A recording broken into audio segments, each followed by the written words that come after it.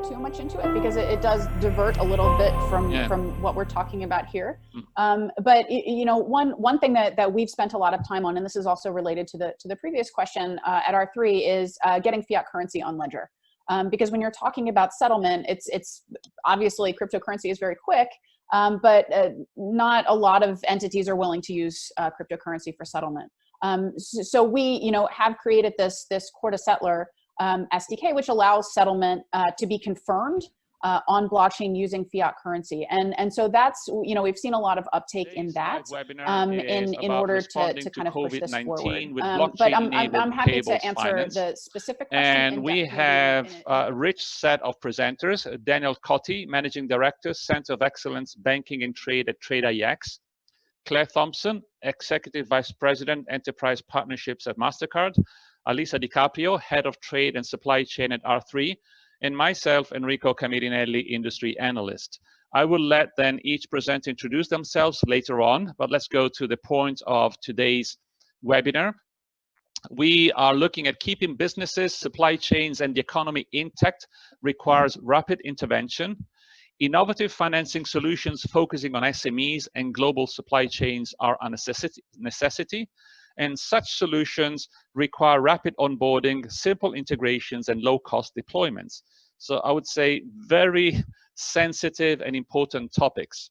Before I pass it over to the presenters, just a quick housekeeping. As we have been, for those of you who are already, say, familiar with our webinars and live conferences, we have a Q&A chat line.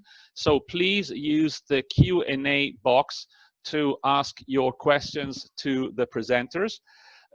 I will read the Q&A questions as they come in chronological order. And please avoid anonymized questions. We like people to basically let us know who they are. And with that, at the end of the presentation, I will ask these questions. So we are responding to COVID-19 with blockchain-enabled payables finance. And I will basically move the slides when you will tell me. So who's first? All right, this is Alyssa from R3. I'm gonna get us started. The reason that we wanted to have this discussion today and this webinar right now is because what we learned from the experience in international trade with COVID is that everybody was able to go digital in an emergency. Everybody figured out a way to do it, but we also see that it's not really sustainable. So what this slide is it really looks at how COVID changed the way we talk about blockchain and trade. And this is really, I would say, three ways. And the first is that, we saw very clearly that short-term digital transformation requires the flexibility to scale up and down. So when we really looked at what kind of measures were being implemented in order for corporates and banks to go digital, what they were doing was taking existing platforms and just scaling them up. And a lot of this is not really viable in the long term. It's kind of clunky. It's maybe not completely in line with regulatory requirements. So, what is a better way to do that? What kind of digital solution does scale up and down very quickly? And clearly that's, blockchain allows that. And the second reason that COVID has changed things is that, we saw that trade is slowing. It has to slow, right? It's not working. Supply chains are breaking, but it cannot stop. And this is really where the banking sector comes in. You may have, you can see the statistics here. These are from the recent ICC brief about this. But, banks are reporting 90% of operational staff working remotely. Fine. But how do you make sure that trade is still processed? Who are you sending those original documents to? How are they being signed? How are they being printed? So you really need to make sure that you have a solution that allows you to keep going. Where we did see blockchain in place, for example, these flows were much less impacted because the documents are already electronic. Everything is already sort of natively digital. And the third way that COVID really changed, how we're thinking about blockchain is what we see being implemented in terms of e-signatures and electronic documents. So, you know, the statistics here is really around regulations, because the reason we tend to use electronic signatures and electronic documents is both because of regulatory requirements and also just because of behavior, right? It's just normative. That's how you always did it, but it's not how you have to do it. And we really saw this evolving very quickly over the past 2 months in a way that is quite sustainable and that shows the power of blockchain where this is natively digital. So that's really why we're having this conversation today, because we see the power of networks, because we understand the power of digital. So with that, I'll turn it over to Claire for the next couple of slides. Thank you, Alyssa. So I'm Claire Thompson. I lead trade with enterprise partnerships at MasterCard. And our role is really to open up new industries for MasterCard. But importantly, to do that with partners. So we combine our assets at MasterCard with those of our partners, and it's really about transforming ecosystems at scale in doing that. And that's really the relevance of our partnership here that we have today with TradeIX, R3, and the rest of the Marco Polo community. And our focus has clearly been about transforming trade and the digitization of that, and really creating inclusive trade, particularly for the SMEs. The work we're doing right now, clearly, as Alicia said, is ever more relevant. If we look at now the extent of COVID-19 and the extreme circumstances of the pandemic, this is large-scale disruption, impacting individuals, businesses, and economies, all hurting in ways that were all more encompassing than we've ever seen in any other crisis, certainly in our day. So the key of what we're really trying to do today is really a call for action, and a call for action collectively. And we'll go into what that really means in terms of solution set. But first of all, it's really about coming together. I think if you look, you know, generally across the globe of where we are in terms of the pandemic, I would say we're probably at the stabilization phase. But we need to quickly move back into normalization. Now, we know that's not going to be quick, and we know that's complex. We know that's going to be at different stages if you look across the globe. But the key is then to move from normalization back into growth. So what you're going to hear today is really how we can achieve that together. So yes, it's a call for action, but we can only ever do that. And that's really the genesis of the whole Marco Polo setup. And I suppose also the genesis of MasterCard and how it came together in terms of, you know, participants in the ecosystem actually coming together to drive scale and transform ecosystems, payments, financing. So ever more now, that is clearly needed. And we need to act fast, and we need to really act in an aligned manner. And to do that, and by doing that, we're going to create a market-wide response, which is clearly what's needed, given the nature of where we're at right now. Critical to that is digital enablement.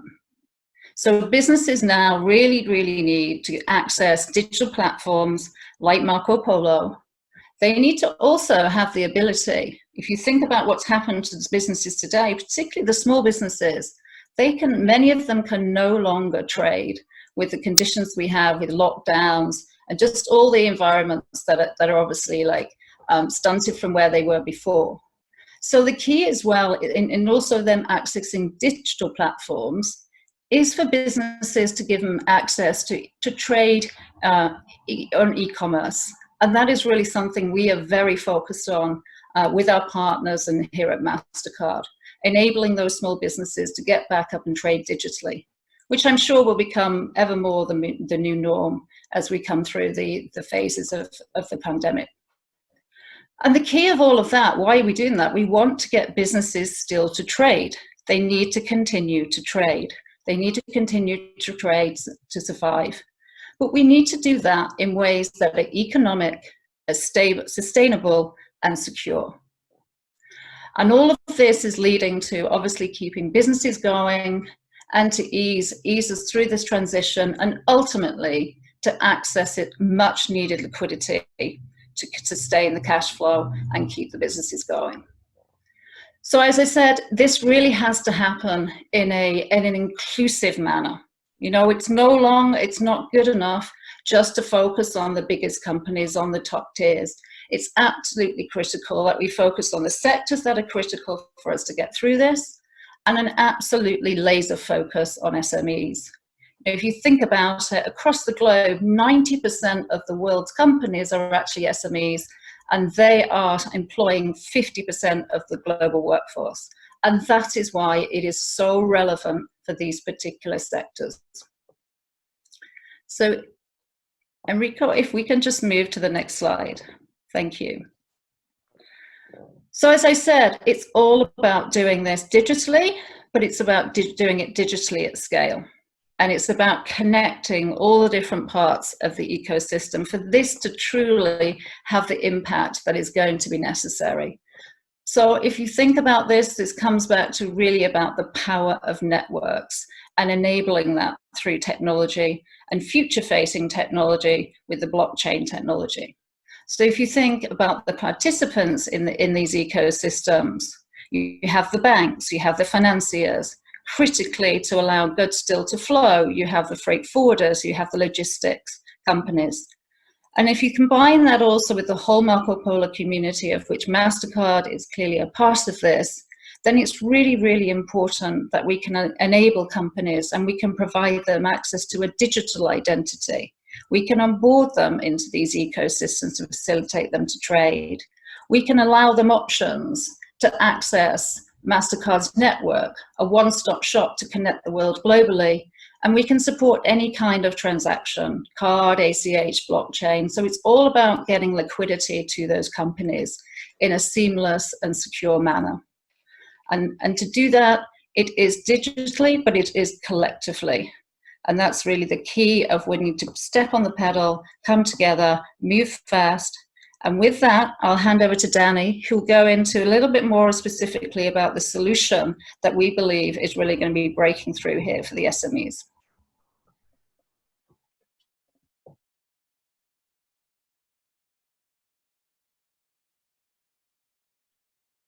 Make sure to unmute yourself, Danny.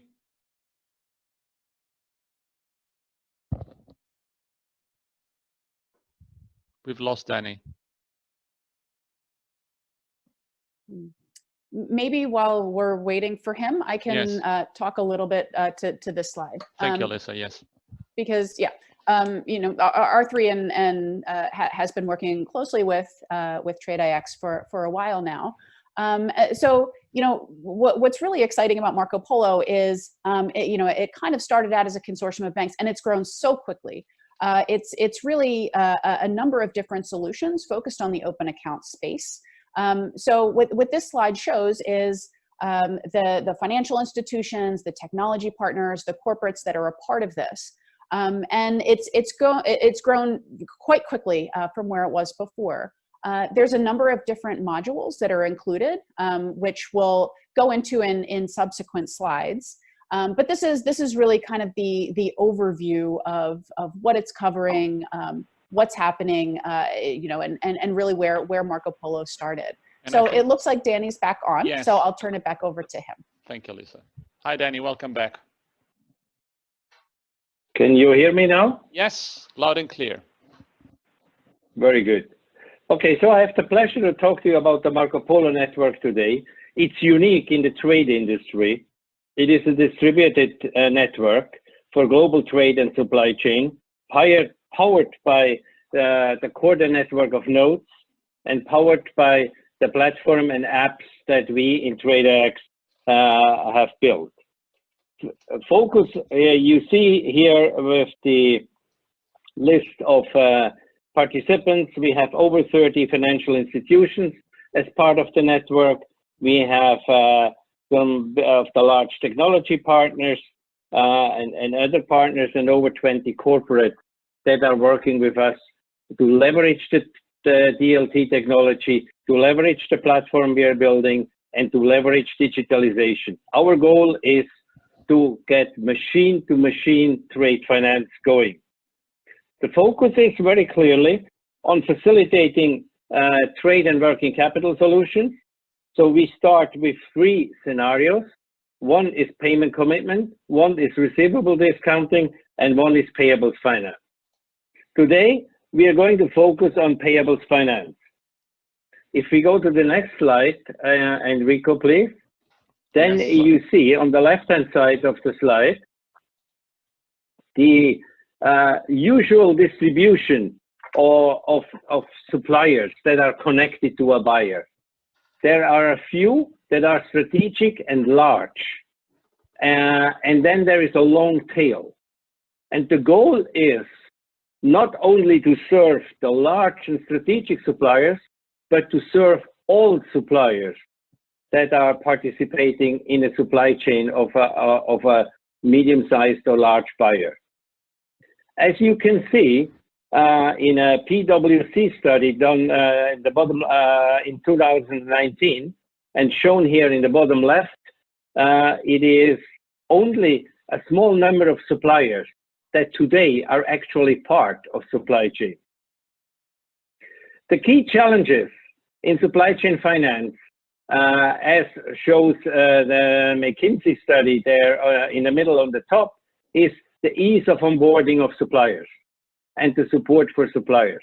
That's the biggest stumbling block and impediment to grow these supply chain finance programs. And another study from BNY Mellon has shown that the reason for rejection is really the compliance constraints that come along with these programs. So the current processes and solutions don't allow for mass onboarding of suppliers. Therefore, SME suppliers, the very small ones, do not have access to supply chain finance solutions. And the current solutions have very limited effect on reducing the risk on supply chain disruption, social responsibility, and what we are facing right now with COVID-19 and its impact. So what is required to support the SME suppliers? If we go to the next slide, then we'll see a call to action from the ICC. And the call to action is really the importance of... Danny, can you please explain what ICC is, because not everybody might be familiar with the acronym? Okay, ICC is the International Chamber of Commerce, the world's foremost business association, present in over 200 countries, and anybody that makes business or does business or is involved in business is part of the ICC. It's headquartered in Paris, and it provides policies, guidelines, and lots of other support for the industry, like arbitration and standardization. Thank you. So it's of paramount importance to safeguard the current and future functioning of the global economy and the livelihoods of billions of people and millions of companies around the world. And that is the call for action. Keeping businesses, supply chains, and the economy intact requires rapid intervention. On the left-hand side, you see their key principles. Providing easy access to cash is one. Stabilize the supply chain. Social responsibility, highly targeted and impactful, and have a collaborative approach. And all this is what we are pursuing with the Marco Polo network and our partnerships with MasterCard and R3 and Microsoft and others. So we have solutions that pay the suppliers faster, that provide liquidity to the tail end of the suppliers, that mitigate the business risk on an ongoing basis, provide various alternative funding sources, and therefore we have created, on top of what we are doing, very specifically as a response to COVID-19, the SME early pay solution of our payables finance program. If we go to the next slide, that explains a little bit what is required, how to make this work, and how do we make it work. So we start in the middle on the top. It has to be secure. Thankfully, the distributed ledger technology and the core network of nodes that we are using is providing that security that is required, that data security, full auditability and traceability of information on a transaction basis, cryptographically encrypted, and therefore highly secure.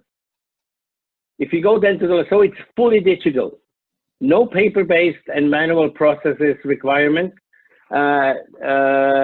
including the agreements that we are doing. It's all digital and online. Therefore, it becomes also highly scalable. It becomes highly scalable and will allow mass onboarding of suppliers, hundreds of thousands of them, into existing or new.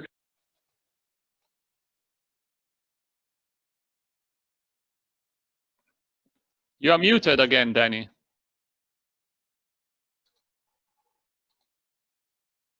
We keep on losing Danny. I know, perhaps it's Claire's time now. Okay, I'll move it to Claire. No, it's Danny again. Hello? Danny, okay, you were muted again. So you can speak now. Can you still hear me? Yeah, now yes. Go ahead. I switched the slide. This is crazy. Can you hear me? We have some technical problems here. Hello? Danny, we can hear you. Can somebody reach out to Danny and tell him that we can hear him? I will send him a Slack message. This is Chinny here. I'll let him know. Yeah, unfortunately, COVID is not helping either the line connections. Danny can hear us, or I can. What if I move to some other slides that are presented, and we will get back to this one when Danny is back again.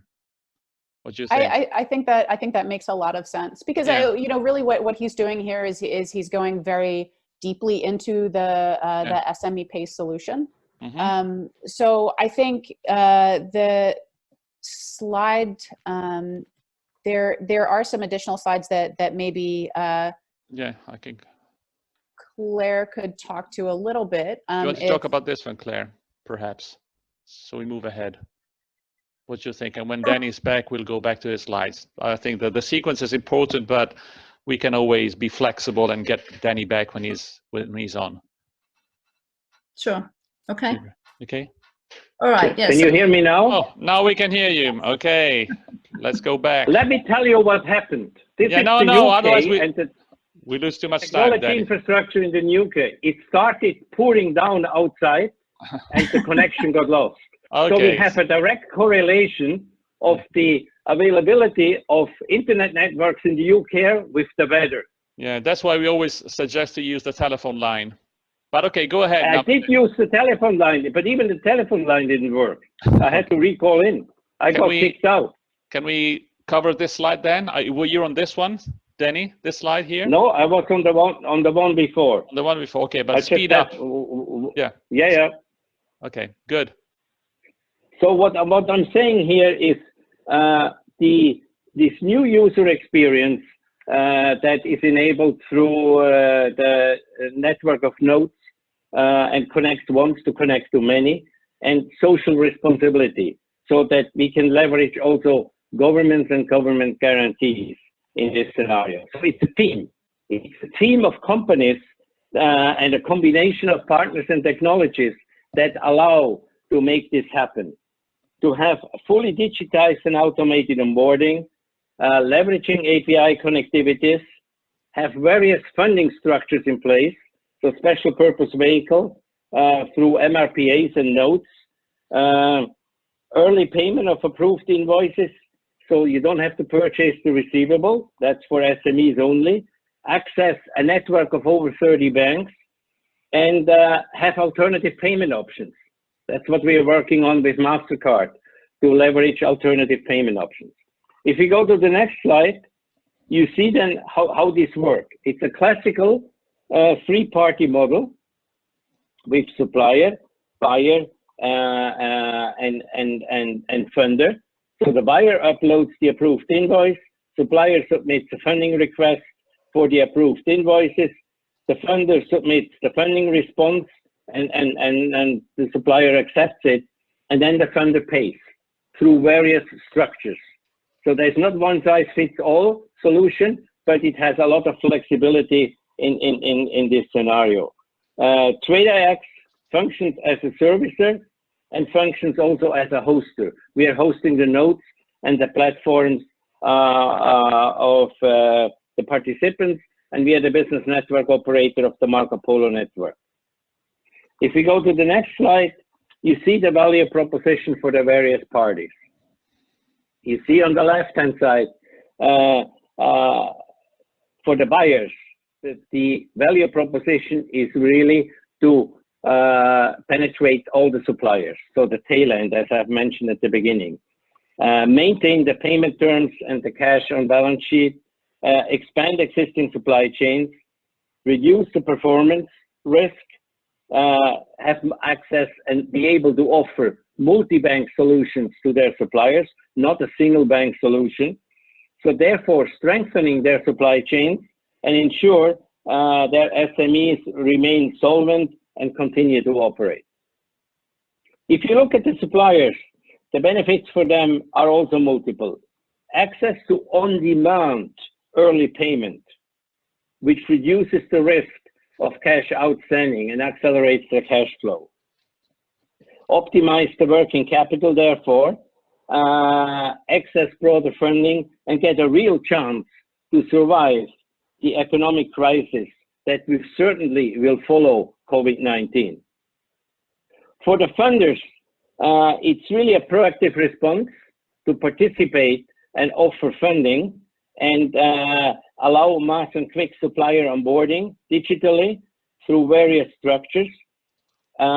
They get external help for the servicing, and operationally it's very light for the banks because it's all digital. They don't need to put in place manual operations department or hire people because it's all done by technology. And for the governments, it provides choices, either direct funding or a guarantee program that can be connected with this to ensure liquidity is injected into the darkest corner of the supply chains, either domestically or internationally.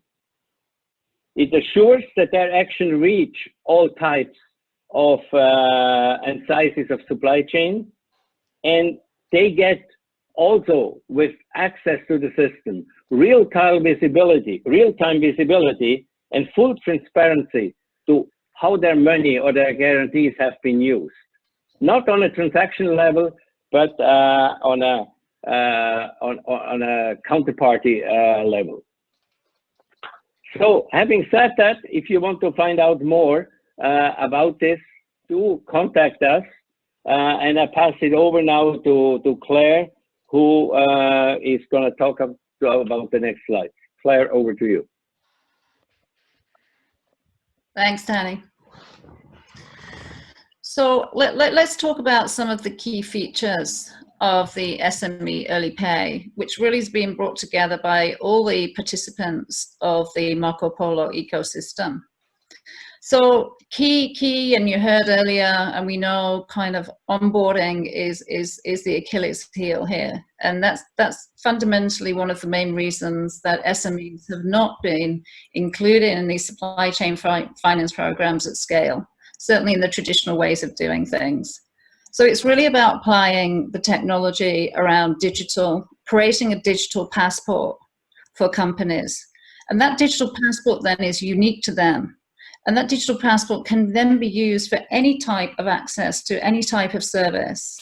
And it can be used to load documentation with it. So it's a one-time passport, a one-time digital identity that the company takes with it everywhere and applies for every service, as opposed to multiple onboardings for every service which are not interrelated today through the B2B ecosystem. And fundamentally, that is a key enabler also of how we're doing this with the blockchain technology. And MasterCard are looking, this is a strategic priority for MasterCard overall, and we're looking to really take what we've done in the consumer space in terms of giving an identity to individuals and transforming this into B2B in conjunction with our partners at R3 and TradeIX. Obviously, we want to get fast, we want to fast integrate into accessing the liquidity, and that is a key enabler.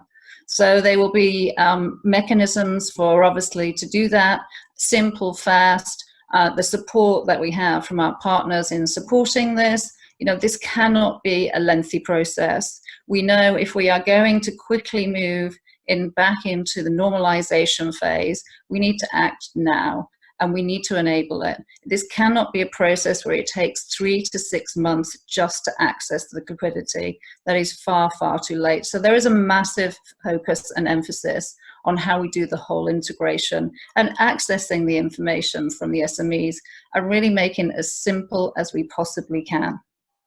Key of this as well is that it has to be low cost. Whether that we're talking about the enabling the costs of the blockchain technology, the costs of onboarding, because this has been the inhibitor in the past. It just has not, there has not been a scalable model which has allowed for the low cost access in terms of onboarding SMEs.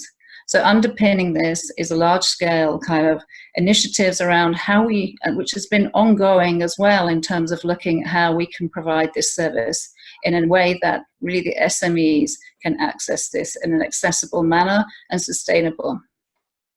Coming on to the final part, obviously clearly about this is actually getting access to the liquidity. And that's what payments are all about. Payments are about moving funds from the buyers to the suppliers. Even if you think about within the trade ecosystem, that can be from bank to bank, with products like payment commitments, with products like letter of credit. So it's whoever needs to obviously access those funds. So key to this as well, there are many ways that people are getting paid, companies are getting paid today, and we're just looking at how we can provide additional options to that. And from a MasterCard standpoint, that will be working with our existing extensive network of banks today in terms of how we can do that. We're looking at solutions where we can do that on card, and using cards as a vehicle of working capital. And we're looking at how we can do that through the typical ACH route, but making that in a much more seamless manner and also a much more streamlined manner than we would have typically seen in the past.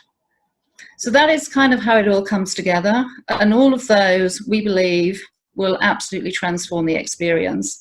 And the key to this is that, as it says, the SMEs will be able to allow liquidity and get paid early, and really enable that relationship between buyers and suppliers, which is absolutely fundamental right now for SMEs' livelihoods.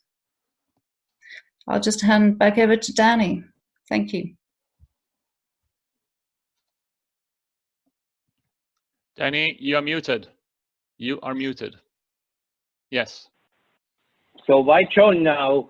It is really, it is a call for action. It's a call for action by the government, by the industry, by the companies, and by the employees to support the SME businesses around the world. This solution works for domestic and for in cross-border scenarios. Forget the current systems and what you do today. Think outside the box, because that's what it means going digital. Supporting digital automated processes and replace manual solutions. And if we do that, then we get a network effect that encourages the collaboration from around the world, and you can influence. This system is much more flexible than any technology you have ever used in a business environment in your career, because you can set up tailored programs for your counterparty and counterparties for any buyer-supplier pairing they are with any funder that there is. So the time is right to join. We have a team available. We have built great partnerships with our partners, and we would love to work with you guys. Okay, this is great, and actually we have tons of questions flowing in, which is great. So I think that hopefully we'll be able to cover them all. But I see that some are still using the chat line. Please use the Q&A line, and at some point I will call a close to the questions, but keep on getting them in. So the first one is for you, Danny, and it's from Thomas, asking that the ICC Digital Standard Initiative should allow SMEs to connect digitally with initiatives like Marco Polo more easily. How is it progressing? Well, the ICC Digital Standard Initiative is a new industry body for the trade industry that is in the process of being set up by the ICC with the help of the Singapore government, with the help of the Asia Development Bank, and it's actually a successor of what the Marco Polo network has started with the UTN idea that we have promoted in 2018 and 2019. It is being set up as we speak. The ICC has announced it, but it's not operative yet. I had a conference call earlier today. A managing director will be selected. They had a lot of candidates that have applied for the role, and in early June you should have the announcement, and the DSI will become operative as per mid-year. Great, thank you. The second one, again, Danny, seems that you are pretty much under the questions.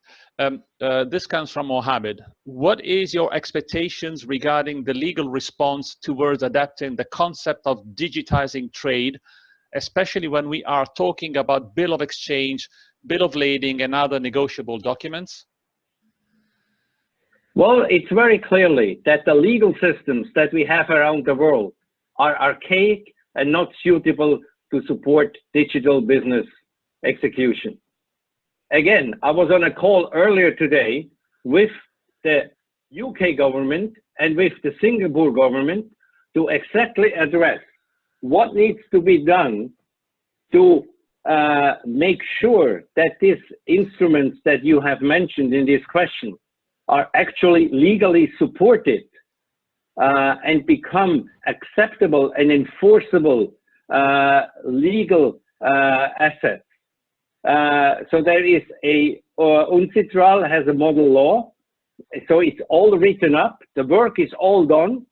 All what the governments around the world have to do is to adopt it, take it seriously, and implement it. It's all there. And hopefully COVID-19 will make these governments move faster into that direction and fast track the legal change, the law change that is required in all jurisdictions around the world. Okay. Enrico, yes. if I could add to that, actually. I was about to ask you, Alyssa. Thank you.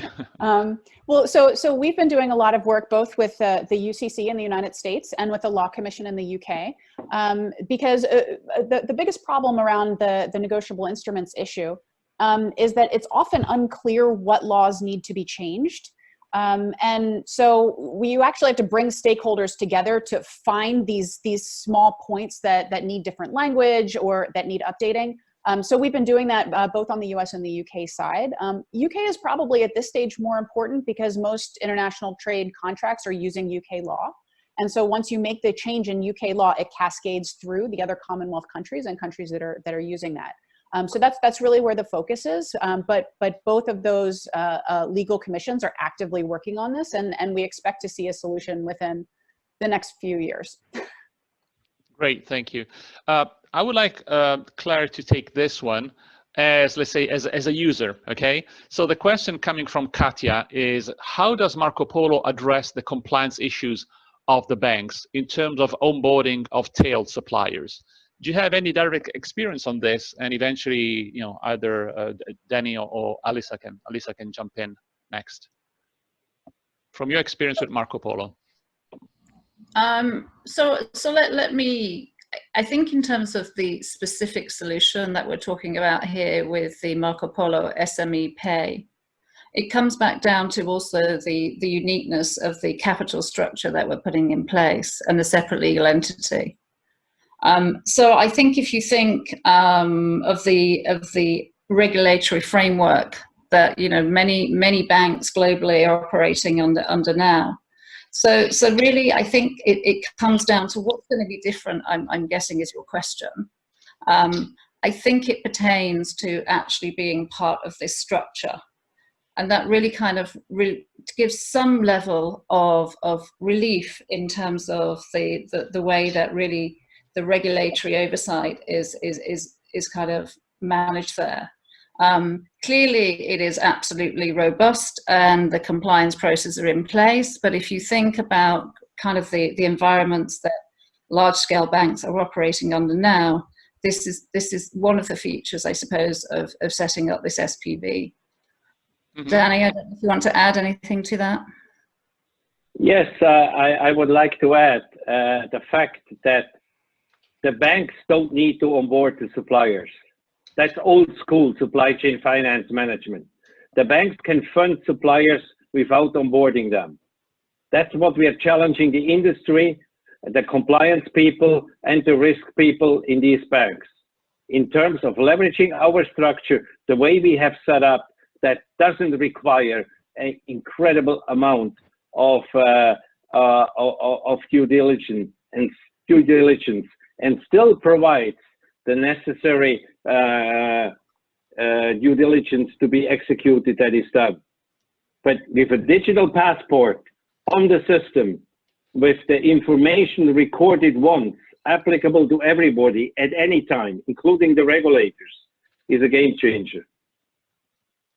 Good. Yeah, to also add to that, I mean, you know, one thing that we know about SMEs is they're terrible at signaling their fitness to be financed. And this is a problem we've had, you know, throughout time in trade finance. You can fund more, but you're just going to fund the same SMEs. So I think that's actually what's pretty unique about this solution is, you know, due diligence is what we haven't as an industry been able to solve. And this has like a really interesting and I think elegant solution to that. And that's really what's exciting about this particular you know, SME Pay product. Is it gets to that point that we haven't as an industry been able to solve. Okay, Alisa, don't go on mute because this question is for you. Do you see a trend for increased credit risk mitigation as an outcome of the current COVID-19 crisis? Yeah, absolutely. You know, and you see it in the short term as well, because what had happened early in the crisis, right, is China was shut down, and so people are trying to move away from their suppliers in China. Where are they moving to? Well, they're moving to Vietnam, they're moving to Indonesia. And when you have suppliers that you have much less familiarity with, what are you going to need? You're going to need risk mitigation. So we are going to see an increase, and we already have begun to see an increase in those types of instruments as supply chains are sort of moving and changing around as a result of the crisis. Great. This is a question I would ask to Danny, and I'd like also to have Claire's opinion later, again, by if there's any direct experience that you've had in your role, Claire. So Danny is, how do you handle second or third tier SME suppliers like agriculture cooperatives that are not digital or limited digital via QuickBooks or equivalent? All they need is a browser on a mobile device. That is required to participate in this ecosystem. Okay. And that is available in most of these markets and available for most of the participants in the global supply chain. Yeah. I don't know, Claire, is a question you want to answer this one, or is sufficient what Danny said? Yeah, I mean, maybe just a few additional Yes. kind of ways of thinking how to serve SMEs in this way. I mean, this is typically where certain types of spend or certain levels of spend where cards, right, can really come in, and the use of virtual cards and enabling working capital financing there. So that's clearly something that I would see as an accelerator in the right circumstances. I think, secondly, I talked earlier about enabling SMEs in terms of being able to still trade. So there's one thing accessing the working capital and the liquidity through programs like this, which is really going to make a difference. But I think also you've got to think about, with the current pandemic, how am I going to still be able to trade, right? So how can I still get online? And I think that's where, in addition to this and solving for liquidity and cash flow, is, help me trade, help me to continue to trade. And that's where we're working with companies to basically stand them up on e-commerce sites so they can continue to do so. Great, thank you. I will ask this question, and then whoever feels, I don't know if this is not particularly directed to anyone. So assuming the SME does not have any line, how can they benefit immediately from this platform? I assume KYC is required and that it will take some time. So this is not so much on the, let's say, technical aspect that we just discussed, but more on the KYC of onboarding small players. Danny, you might want to start perhaps? Yes, so when you say line, they don't have a line. You mean a bank credit line? Yes, I guess so. Yeah. So the program can be used for what the industry knows as dynamic discounting. The buyer can finance them. They don't need a bank. They can access alternative funders that on a portfolio basis do buy trade assets and can participate in the system. They can get access to liquidity through government-supported programs, as governments can participate in this scenario. That's what I said before. Think outside the box of existing limited supply chain programs by the banks. Obviously, if they don't have a credit line on their own, they can leverage the credit line of the buyer. That's what supply chain programs are. And financing is done based on the credit rating of the buyer and the credit appetite of the bank of the buyer. And therefore, it's an all-inclusive scenario for all SMEs. Good, thank you. Let me take this one to Elisa, because I think it looks really, say, broad. So I know, Elisa, you have lots of a global perspective at R3. Apart from the government, are the regulators country-specific also engaged as well? Yes, absolutely. And I think we saw that changing very much as a result of COVID, because what happened was banks were kind of saying, okay, well, look, we're going digital. We're going to put in place all of these new questionable solutions, and where regulators were offering guidance. So, for example, the Bank of Algeria, requiring that or suggesting that electronic documents were to be used. Same thing with SPS documents. The government of India, US, EU were all promoting that in a way that hadn't happened. Really having the regulators involved is important. And one thing that's different, I think, this year than we've had before is regulators understand blockchain now. It's not like a big mystery to them. And so now that they have this background, they're kind of coming in and really being much more engaged. And with COVID, they had to, and I think they understand that going forward. That's going to have to change. Thank you, Lisa. Claire, again, from a user perspective, and this is a question how you're using the platform, but also in general in your daily job. How will you ensure that onboarding complies with the differing regulatory and business requirements of financiers around the world? I'm afraid we've lost Claire. I don't see her anymore. Do we have you, Claire, online? No? I'm afraid okay. So I don't see Claire anymore, so I'm afraid that the line dropped. Danny, since I see that you are on, the question is, how will you ensure that onboarding complies with the differing regulatory and business requirements of financiers around the world?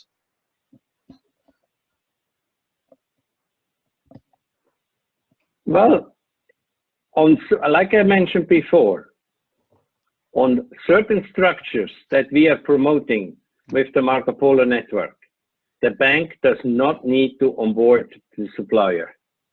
Therefore, this question becomes irrelevant in that sense. Where the bank has to support, or where the bank does a direct program and has to onboard the supplier, then this technology helps as well in terms of delivering and giving the bank access to the KYC information of the supplier on the ledger. So the supplier produces all the information that is required by the banks, puts it on the ledger, and then permits the banks to see that information. Much faster than sending emails and PDFs, much faster than sending physical copies of passports, and much faster than anything is being done today. Good. Actually, there is a question for Claire, so let me ask directly. And it's Sayed is asking a very direct question. I will read it to you, Claire, but perhaps let me then paraphrase it, because I don't know if you want to answer such a direct question. So the direct question is, what is the expected cost of using MasterCard by the consumer?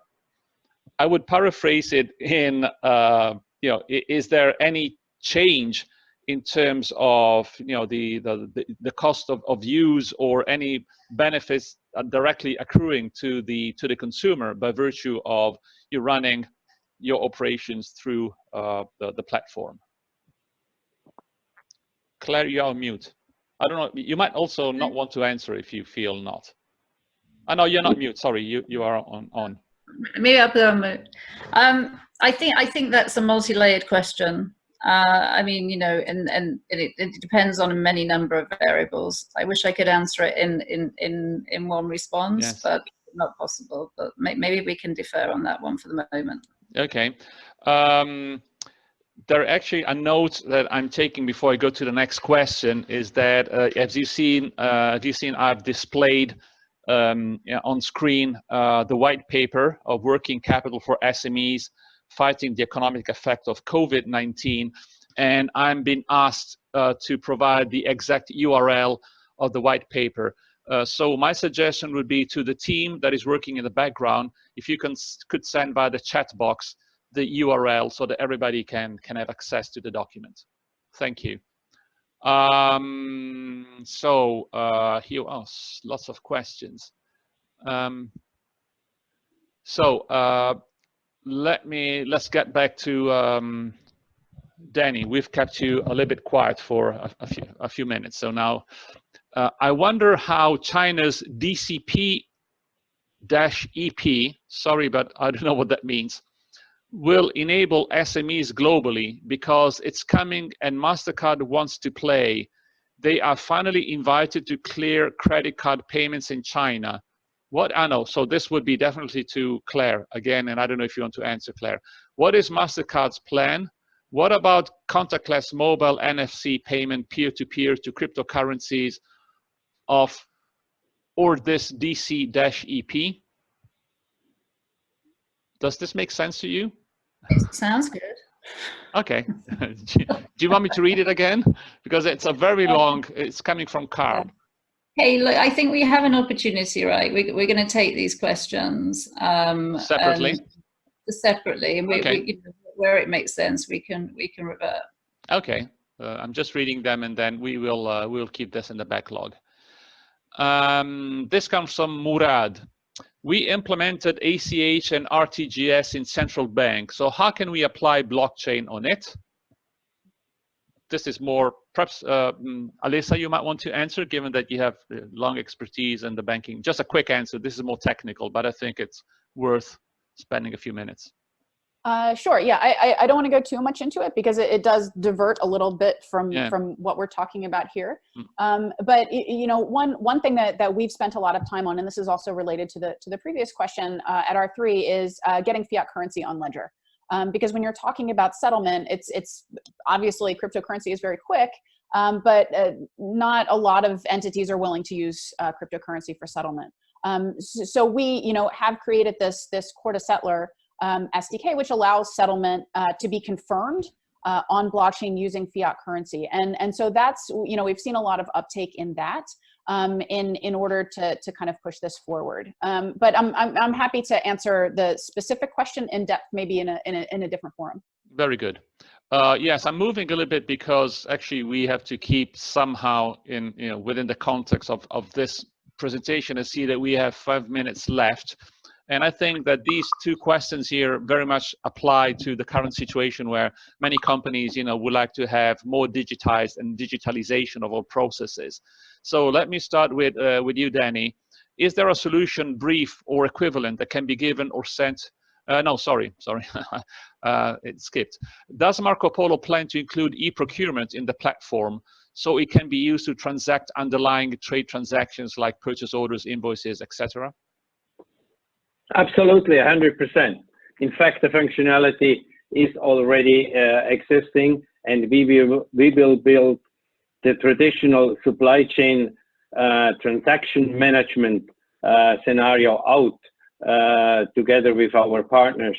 It's one of our big projects we have with Accenture, and yes, so the simple answer is yes, it will.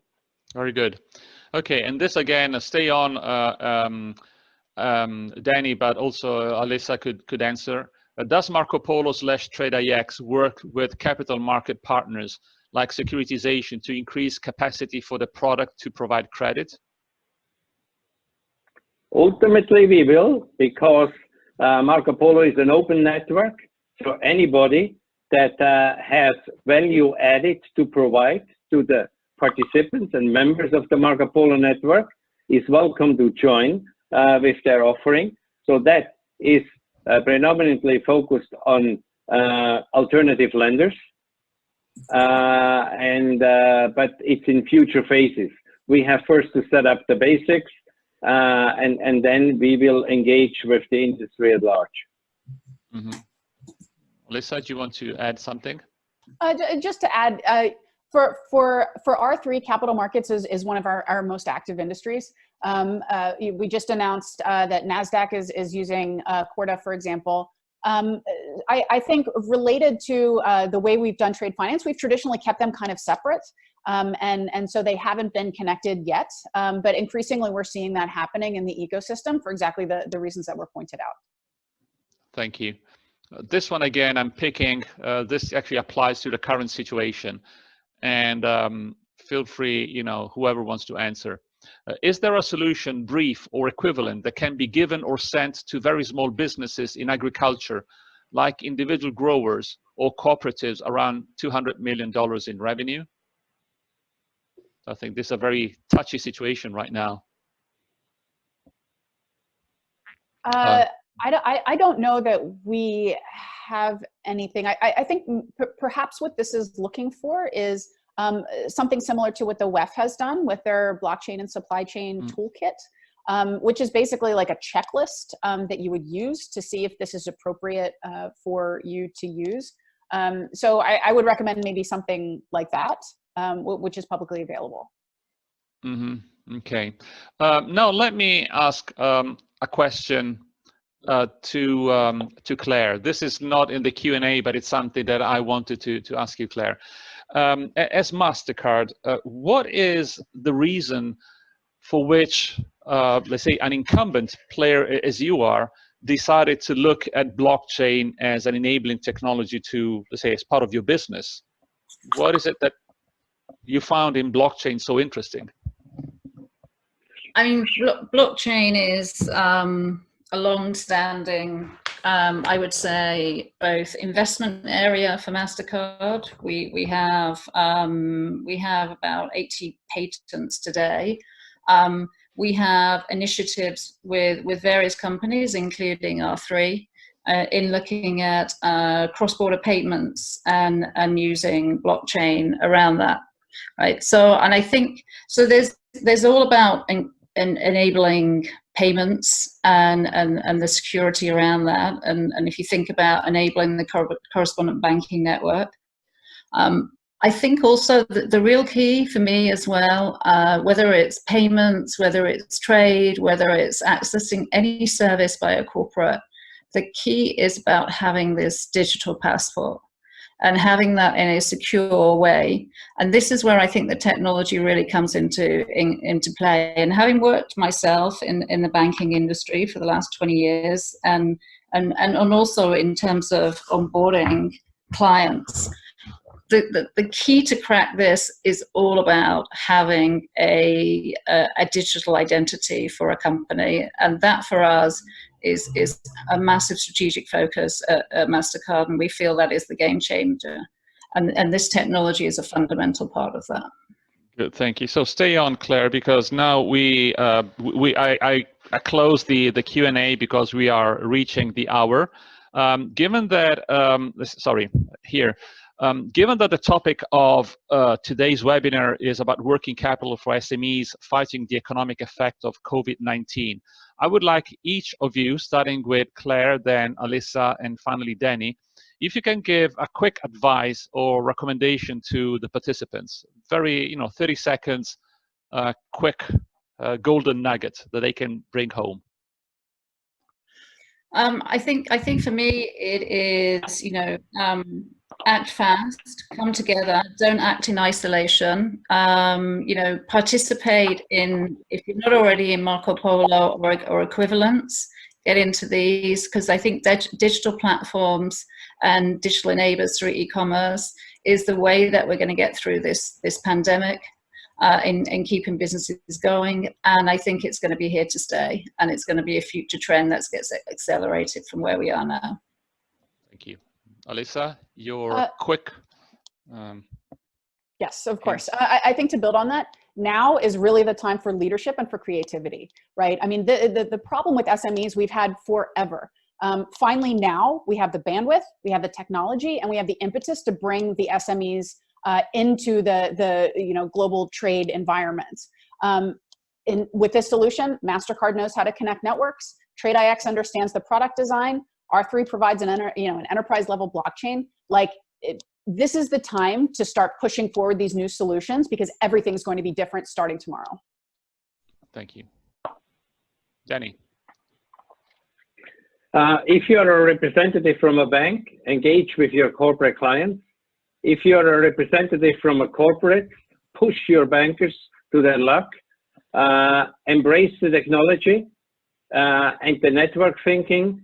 And as Alyssa was saying, because the future looks very, very different to the as-is scenario. Fully digitized, machine-to-machine trade finance. Open your mind. Very good. Thank you. And before we close, you have here the contact details to 111 Blockchains. I wish to thank the panelists for such insightful conversation. Unfortunately, we never have enough time to go through all the details. But before we close, you have received in the chat box the link to our next live virtual conference, Women in Enterprise Blockchains. So as you see here, are you ready to join the blockchain revolution? From what I've heard and the presentations I've already seen from these powerful ladies, there's a lot to learn from them. So May 20th, please follow us in this virtual event. And I hope that you have enjoyed the webinar as I have. And thank you again, Alyssa, Claire, and Danny, for your precious time today. Thank you. Have a good day. Bye-bye. Thank you. Bye-bye. Thank you.